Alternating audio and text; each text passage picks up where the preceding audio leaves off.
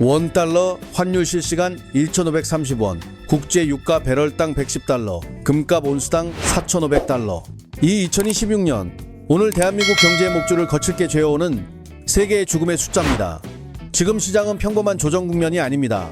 장중 1,530원을 돌파한 환율은 2009년 글로벌 금융위기 이후 무려 17년 만에 마주한 최악의 약세 기록입니다. IMF 외환 위기 이후 역대 네 번째로 높은 정말 섬뜩한 수치입니다. 매일 아침 뉴스는 물가 폭등을 경고하고 주식시장에는 파란불이 쏟아지며 여러분 계좌는 처참하게 녹아내리고 있습니다. 그래서 솔직히 이런 생각 들죠. 지금 당장 주식 다 던지고 예금으로 튀어야 하나? 4월 첫째 주부터 더 큰 위기가 온다는데 그냥 도망치는 게 맞는 거 아닌가? 하지만 정말 무서운 건 숫자 자체가 아닙니다. 진짜 공포는 그 숫자들이 어떻게 연결되어 여러분의 밥줄과 자산을 동시에 압박하느냐는 데 있습니다. 많은 사람이 이 연쇄작용을 놓칩니다. 그래서 늘 최고점에서 물리고 공포가 터질 때 가장 싼 값에 던집니다. 반대로 상위 0.1%의 거대 자본은 바로 그 지점에서 움직입니다. 대중이 공포에 질려 대한민국 자산을 헐값에 내던질 때 그들은 보이지 않는 방패를 세우고 다음 폭등의 사다리를 준비합니다. 왜 하필 지금, 왜 하필 4월의 초입에서 모든 자본의 이동이 한꺼번에 집중되는 걸까요? 그 이유를 보려면 먼저 지금 시장에 숨통을 재고 있는 물류의 지도를 머릿속에 또렷하게 그려야 합니다. 호르무즈 해협, 여기는 글로벌 에너지의 대동맥입니다. 한국이 들여오는 원유의 70% 이상이 이 좁은 바닷길 하나에 걸려 있습니다. 그런데 이란이 그 길목을 틀어막았습니다. 이건 단순히 유가가 좀 오르는 수준의 문제가 아닙니다. 대한민국 제조업의 심장을 찌르고 여러분 식탁 물가를 폭파시키는 경제전쟁의 서막입니다. 실제로 물동량은 평시 대비 80% 급감했고 원유 운반선 운임은 단 보름 만에 3배로 수직 폭등했습니다. 이쯤 되면 이런 말이 튀어나옵니다. 아니 솔직히 중동에서 배가 못 다니는 게 내 월급이랑 무슨 상관이냐?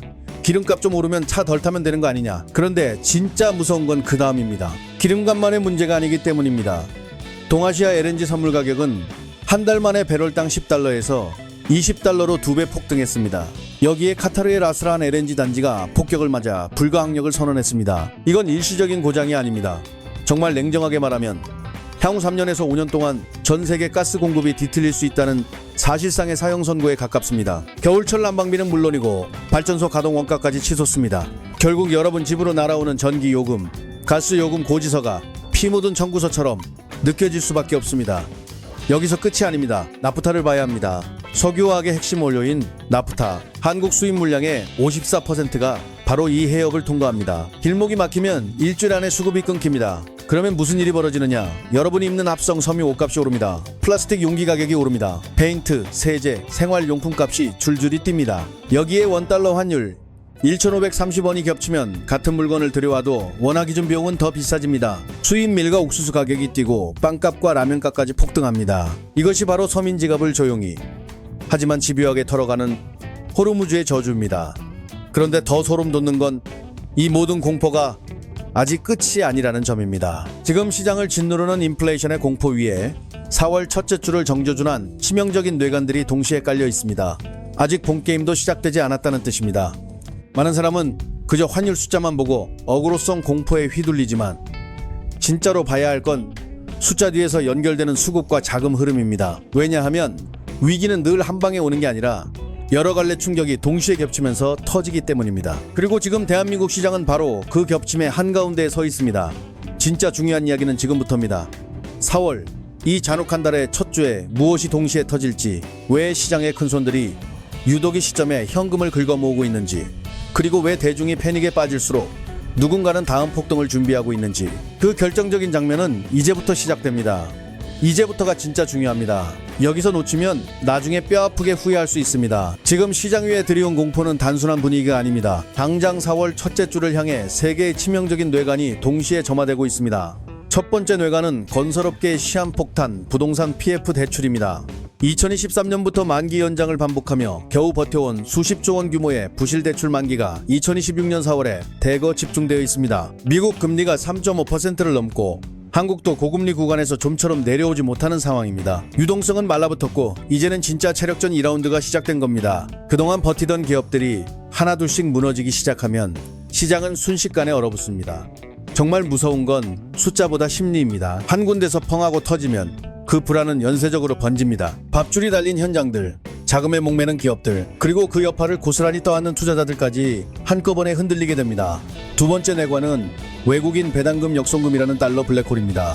4월은 한국 기업들이 주주들에게 배당금을 지급하는 달입니다.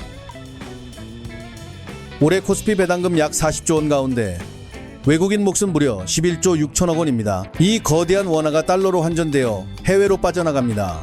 무려 50억 달러 규모의 실제 환전 수요가 시장을 그대로 덮치는 겁니다. 이건 그냥 기사 한 줄로 넘길 얘기가 아닙니다. 실제 달러 수요가 갑자기 몰리면 환율은 생각보다 훨씬 거칠게 틉니다. 게다가 외국인들은 직전 3월 한 달 동안만 31조 원어치 주식을 내다 팔았습니다. 두 달 누적으로 보면 50조 원입니다. 이 정도면 그냥 매도세가 아니라 시장에서 한 발 물러서며 몸을 사리는 움직임에 가깝습니다. 결국 환전 수요가 한꺼번에 폭발하면 환율 상단은 1,550원까지 열려있다는 공포가 시장을 짓누르게 됩니다. 세 번째 뇌관은 4월 10일 미국 소비자 물가지수 CPI 발표와 한국은행 금리 결정입니다. 여기서 진짜 숨막히는 장면이 펼쳐집니다. 이란 전쟁으로 폭등한 유가가 3월 물가에 고스란히 반영되어 발표됩니다. 물가가 높게 나오면 미국 연준은 금리를 내릴 수 없습니다. 한국은행 역시 손발이 묶입니다. 그러면 한미 양국의 돈줄이 동시에 마르는 최악의 그림이 나옵니다. 이건 그냥 시장이 불편해지는 정도가 아닙니다. 자금이 급한 곳은 더 급해지고 버티던 곳은 무너지고 이미 겁먹은 개인 투자자는 더 깊은 공포에 빠집니다. 정말 현실적으로 말하면 이 타이밍에 잘못 덤비면 그대로 얻어맞기 쉽습니다. 그렇다면 이 잔혹한 4월의 폭풍 속에서 대한민국 경제의 마지막 심장이라고 불리는 반도체는 안전할까요? 안타깝지만 여기도 분위기가 심상치 않습니다. 고환율과 고금리가 반도체의 발목을 아주 잔인하게 잡아채고 있습니다. 삼성전자와 SK하이닉스가 AI 전쟁에서 이기려면 네덜란드 ASML, 미국 어플라이드 머티리얼즈 같은 곳에 첨단 장비를 들여와야 합니다. 그런데 환율이 1,530원이면 같은 장비를 도입하는데 과거보다 수천억 원의 비용을 더 지불해야 합니다. HBM 수요는 폭발하는데 설비 투자 원가는 같이 폭등합니다. 그러니 매출 기대감은 커져도 영업이익률은 갉아먹히는 역설적인 상황이 벌어지는 겁니다. 밖에서는 AI 전쟁이라면 난리고 안에서는 투자비 부담이 목을 조르는 셈입니다. 정말 아이러니하죠. 기회는 커졌는데 그 기회를 잡기 위한 비용이 너무 비싸진 겁니다. 여기까지 들으면 머릿속에 강한 의심이 올라옵니다. 아니, 환율이 1,600원을 뚫을 수도 있다 하고 외국인은 50조 원 가까이 팔고 나갔다 하고 중동 전쟁까지 터졌는데 이거 완전 제2의 IMF 아니냐? 대한민국 망하는 거 아니냐? 당장 국장 전부 손절하고 달러 예금으로 도망쳐야 하는 거 아니냐? 매일 치솟는 환율 차트를 보면 심장이 철렁 내려앉는 기분, 그거 당연합니다. 전 재산이 휴지 조각되는 상상까지 드는 것도 이상한 게 아닙니다. 특히 97년 외환위기의 트라우마가 떠오르는 사람이라면 더 그렇습니다. 하지만 바로 그 지점에서 공포의 렌즈를 벗겨야 합니다. 겉으로 보기엔 모든 게 망가지는 것 같지만 실제 구조를 뜯어보면 이야기는 생각보다 다릅니다. 지금의 1,530원은 대한민국이 파산해서 만들어진 숫자가 아닙니다. 미국이 고금리를 유지하고 중동 전쟁으로 안전자산인 달러 가치가 전 세계적으로 폭등했기 때문에 나타나는 글로벌 현상에 더 가깝습니다. 즉, 한국만 죽는 그림이 아니라 전 세계 자금이 달러로 쏠리는 장면이라는 겁니다. 이 차이를 못 보면 공포에 휘둘리고 이 차이를 보면 다음 장면이 보입니다. 이제 진짜 갈림길이 등장합니다. 대중은 패닉에 빠져 손절 버튼 위에 손가락을 올리고 있지만 거대 자본은 전혀 다른 계산을 하고 있습니다. 왜 외국인들은 지금 빠지는 것처럼 보이면서도 완전히 떠나지 않는지, 왜? 그 진짜 속내는 다음 흐름에서 드러납니다. 이제 마지막으로 가장 중요한 질문에 답할 차례입니다. 이렇게 환율이 치솟고 유가가 폭등하고 외국인 자금이 빠져나가고 전쟁 리스크까지 겹친 상황에서 우리는 도대체 뭘 봐야 하느냐는 겁니다. 결론부터 말하면 지금의 공포는 대한민국이 파산해서 벌어지는 붕괴의 신호와는 결이 다릅니다. 진짜 본질은 따로 있습니다. 지금의 1,530원은 대한민국이 망해서 찍힌 숫자가 아닙니다. 미국이 고금리를 유지하고 중동 전쟁으로 안전자산인 달러가 전 세계적으로 폭등했기 때문에 생겨난 글로벌 현상입니다. 이건 정말 중요한 포인트입니다. 겉으로는 나라가 휘청거리는 것처럼 보이지만 실제로는 전 세계 돈이 가장 안전하다고 여기는 달러로 몰려가는 흐름이 더 큽니다. 그래서 이 숫자를 무조건 국가 파산 시그널로 해석하면 거기서부터 판단이 완전히 꼬입니다.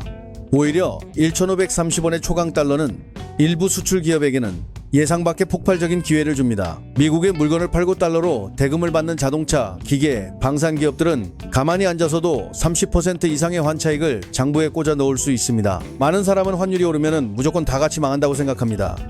하지만 현실은 그렇게 단순하지 않습니다. 누군가에게 독이 되는 환율이 누군가에게는 엄청난 실탄이 됩니다. 정말 냉정하게 말하면 시장은 늘 모두가 같이 죽는 구조가 아닙니다. 준비 안 된 대중만 두들겨 맞고 준비된 소수는 그 틈에서 돈의 사다리를 탑니다. 외국인들이 한국을 영원히 떠나는 것도 아닙니다. 이들은 4월 배당금을 챙기고 환율 정점에서 환차손을 피하기 위해 잠시 대피한 것에 가깝습니다. 이 흐름을 잘못 보면 패닉셀링에 휘말립니다. 하지만 환율이 정점을 찍고 하락으로 방향을 틀기 시작하는 변곡점이 오면 그 거대한 달러 자본은 다시 움직입니다. 그때 그들이 가장 먼저 보는 것은 공포에 무너진 개인의 눈물이 아니라 영업이익이 폭발한 한국의 대장주들입니다. 결국 지금 던지는 사람은 외국인에게 가장 싼 가격으로 주식을 상납하는 꼴이 될 수 있습니다. 정말 잔인하지만 시장은 원래 그렇습니다. 겁먹은 사람이 물량을 던지면 기다리던 쪽이 받아먹습니다. 두 번째 반론도 강하게 올라옵니다. 전쟁 나고 유가가 200달러까지 가는데 주식이 무슨 소용이냐?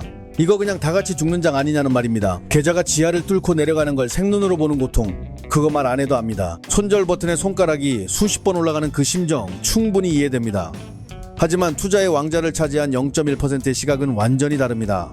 이들은 공포를 재난으로만 보지 않습니다. 자산 이동의 순간으로 봅니다. 2008년 글로벌 금융위기 당시 모두가 패닉에 빠져 우량주를 헐값에 던질 때 워런 버핏은 조용히 시장에 들어가 피를 마시듯 주식을 쓸어 담았습니다. 유가가 오르면 S오일이나 SK이노베이션 같은 정유사의 재고평가 이익은 천문학적으로 뛸 수 있습니다. 위기는 늘 부의 이동을 뜻합니다. 누군가의 손실이 누군가의 폭발적인 수익으로 바뀝니다.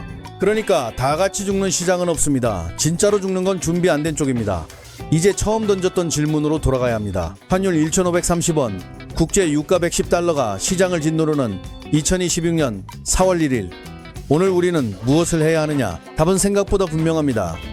첫째, 4월 시장의 본질은 기업 펀더멘털의 붕괴가 아니라 거시경제 지표가 만들어낸 환율과 수급의 왜곡이라는 점을 봐야 합니다. 둘째, 중동의 포성과 물류 봉쇄는 인플레이션을 자극하지만 영원히 지속될 수 없는 단기적 극단 현상이라는 점을 기억해야 합니다. 셋째, 외국인의 배당 역송금이 끝나는 4월 중순 이후 시장은 비로소 바닥을 다지고 진짜 실적 장세로 넘어갈 가능성이 있습니다. 결국 지금 필요한 건 공포에 질린 반사행동이 아니라 타이밍을 견디는 전략입니다.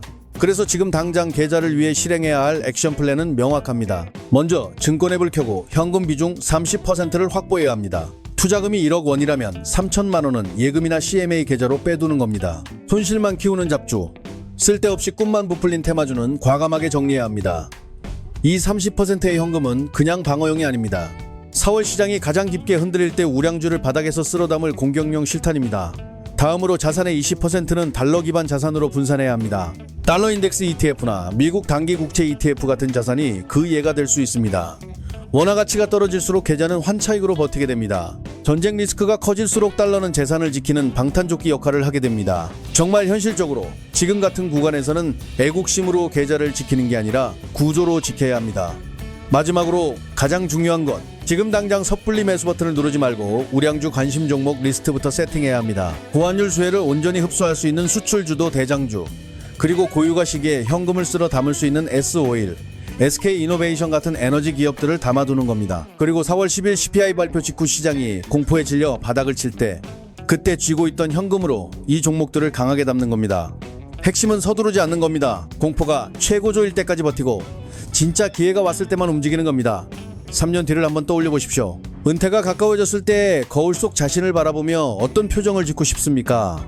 2026년 4월 그 끔찍했던 1,530원의 공포 속에서 남들이 주식을 던지고 도망칠 때 철저한 현금 비중과 달러, 해지로 자산을 지켜낸 자신의 판단을 떠올리며 미소 짓고 싶지 않으십니까? 대중이 깡통 계좌를 끌어안고 절망할 때 여러분의 계좌는 가장 단단하고 견고한 성체처럼 서 있을 수 있습니다. 위기는 준비되지 않은 자에게는 파멸의 재앙이지만 준비된 자에게는 벼락부자가 될 수도 있는 황금 사다리입니다. 다가오는 4월 10일 미국 CPI 발표 직후 원달러 환율이 어디까지 치솟을지 여러분은 어떻게 보고 계십니까? 이 폭락장 속에서 가장 강하게 튀어오를 여러분만의 대장주는 무엇입니까? 여러분 생각도 남겨주시면 좋겠습니다.